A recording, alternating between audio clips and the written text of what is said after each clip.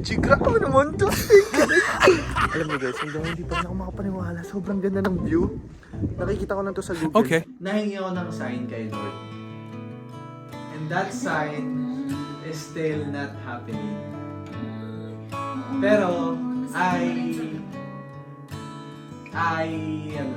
nasabi ko na kay God na, Lord, kahit hindi to mangyayari tong moment na to, si Vanina yung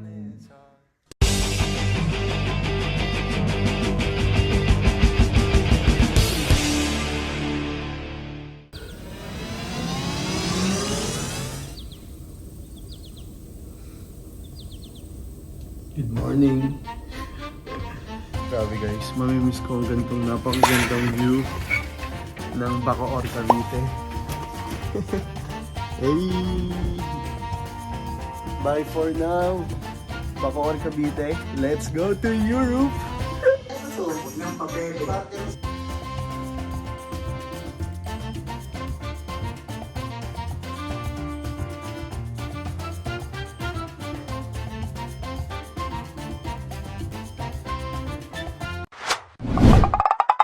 Hey, let's go! Bye! Bye, Min. Bye. Bye kasi. Bye-bye. Bye-bye. Guys, ang haba ng pila. Sana hindi ako malate at hindi ako maiwan ng aeroplano. Ewan ko ba't ako nagpalit? Guys, sa wakas, meron na akong ticket at tuloy na to. Akala ko hindi ako matutuloy kasi ang haba ng pila. Pero ngayon, let's go! Kasama ko na si Hans. Hi, Hans. Hello, what's up guys? Ayan.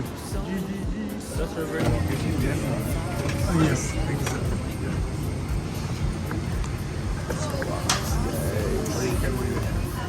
Finally, guys!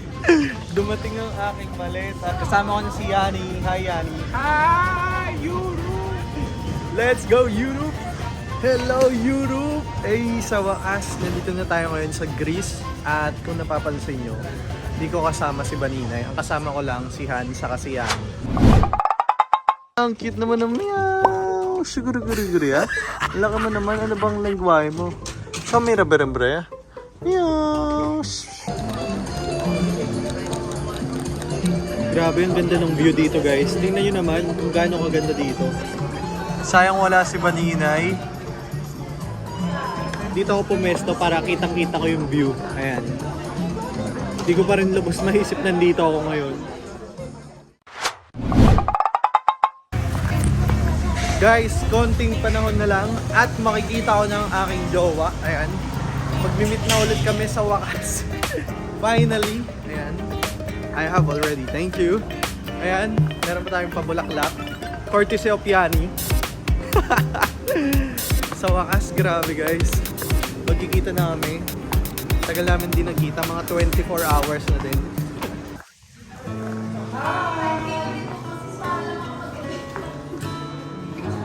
Bantot pa ako. I love mo! Ano ba yan? Baka kinilig na ako. I love you. Please don't beat around the bush, and I don't wanna push, but you're making this hard. Ay, ka bumili. Mal to? Ganito dapat magbakasyon Yani. May kahalikan nga. Namiss kita. Gusto ko? Talaga? Si Yani kasing kiniks ko kanina. Ang laki ba? Ang laki ng labi. Thank you, love. Kamusta? Flowers. Nakaabot ka dito ha. Dito tayo nagkita. Akala ko Ang ganda sa dito. Italy na tayo magkikita eh. It's another 45 minutes na flight. So, tara. Excited na ako. Ano mga gusto mong gawin natin sa Santorini? Mas more of mag-explore ng food doon. Tapos yung ibang mga lugar na hindi natin napuntahan since like silang yung last time na. Okay. Are you ready? I'm ready. At pagbukas ko in 3, 2, 1, nasa Santorini tayo. Let's go! 3, 2, 1. Woo!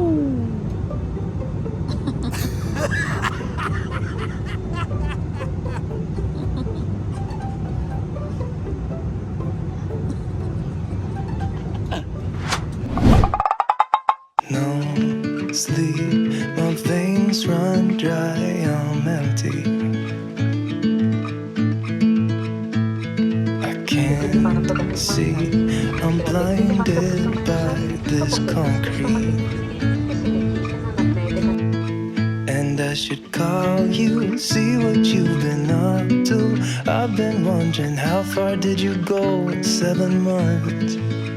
I bet you're happy and don't think that much about me. Here I am alone. I don't know fun without you. Tama, kasama natin sa luxury hotel. Yani! And syempre, ang aking pinakamahal na jowa, Baninay. Thank you, love. Siya yung nag-book dito. Dahil dyan, ikaw na magbabayad ng hotel natin. Ay, hindi ba? Ako magbabayad. Balay tayo dyan.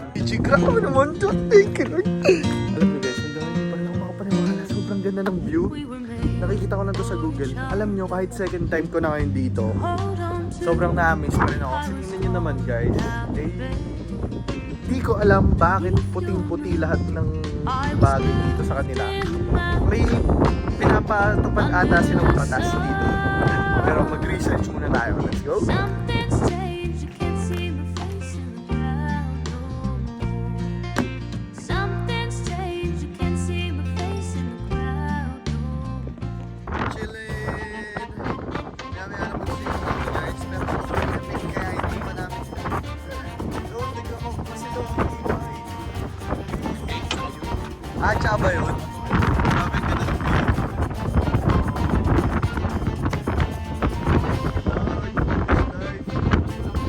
Hey!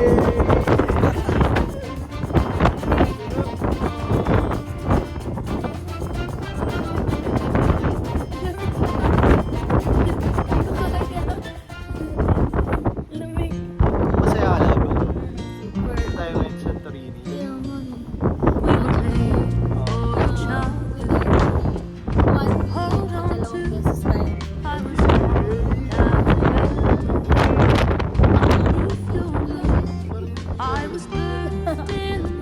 May vlog. Di ba nandito tayo sa Santorini? Parang masarap dito mag-hang.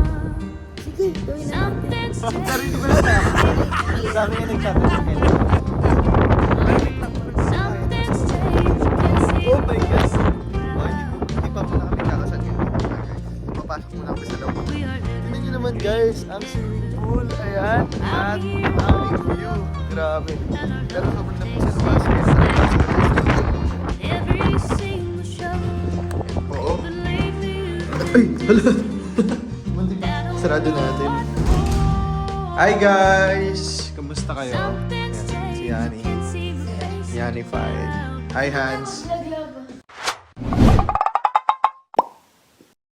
Wait lang, usapang proposal. Ano yung...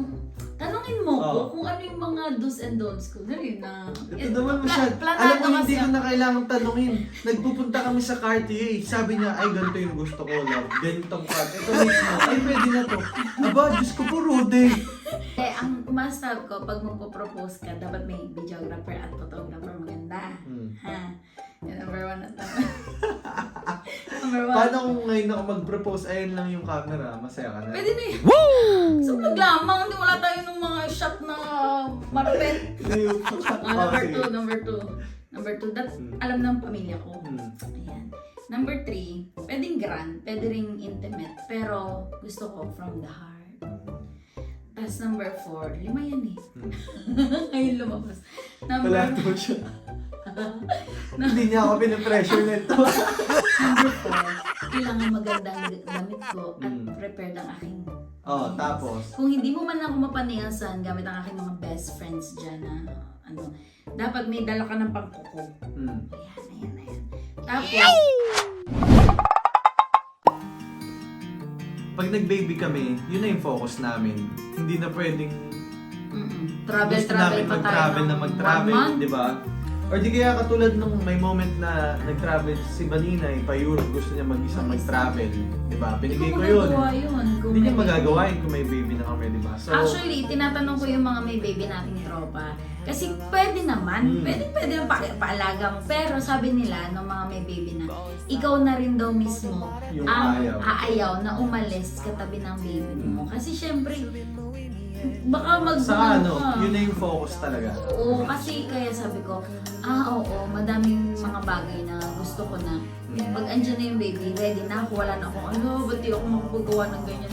Ba't di ako makapunta?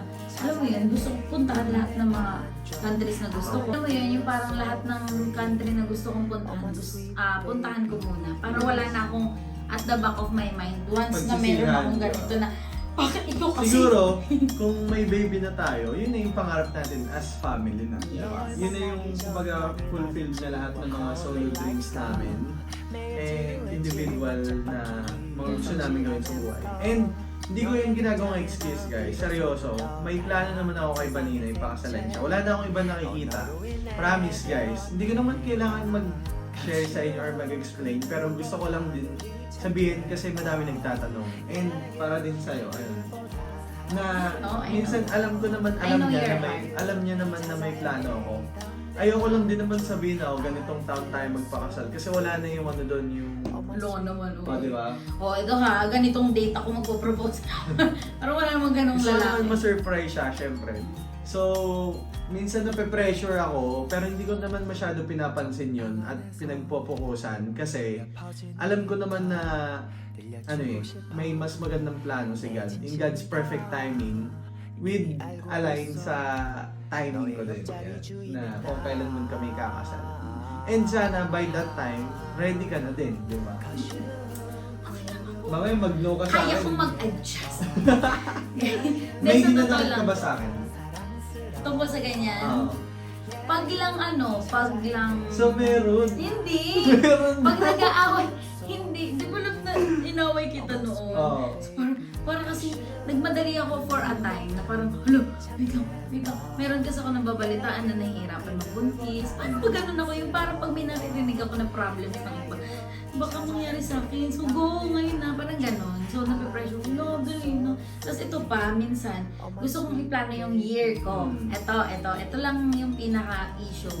Lumabas yung issue. Hindi Wala ito daw. sa'yo. Hindi, Oh. dito.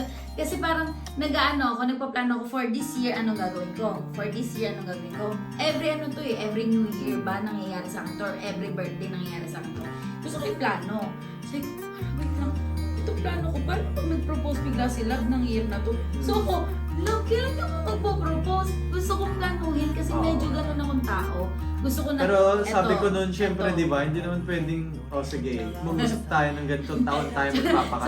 Sabi ni Love sa akin, ano ba gusto mo? Bigyan kita ng date? Eh di syempre, hindi na ako na-surprise. November, ganyan taon. Hindi na, wala na yun. So yun.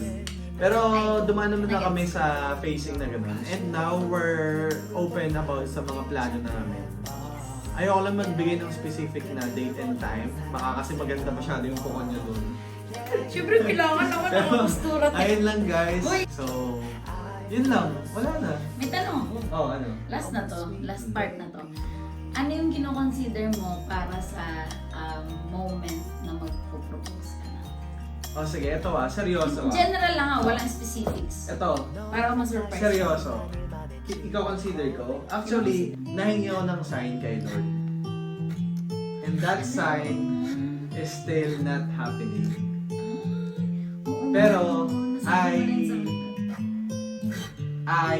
yun sa nasabi ko na kay God na, Lord, kahit hindi ito mangyayari itong moment na to, si Vanina yun. Uy. Yun. Nasa ganung level na ako. Oo nga. Uy, first year pa lang tayo, sinasabi niya na yun. Sabi ko talaga, sign na to. Pag ito na yun, yun na yun. Hindi ko pa rin siya alam hanggang ngayon. Walang kahit sino nakakaalam. Alam niyo ba ilang beses ko na hinulaan? Pero ayoko naman din dahil lang dun sa sign na hiningi ko, yun lang yung reason na magpapakasal kami. So, So binabali mo na kahit hindi binabali ko na yun. Ayoko na yun. Sige. Now we're starting over again.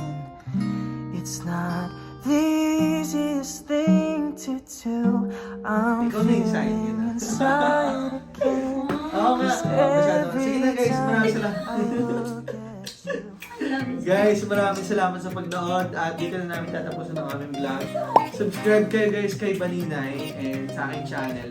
And mag-shoutout kami sa next vlog guys. Comment muna kayo ng inyong name guys sa baba. Yun lang guys. Bye! Love you guys! Kita-kits on my next vlog.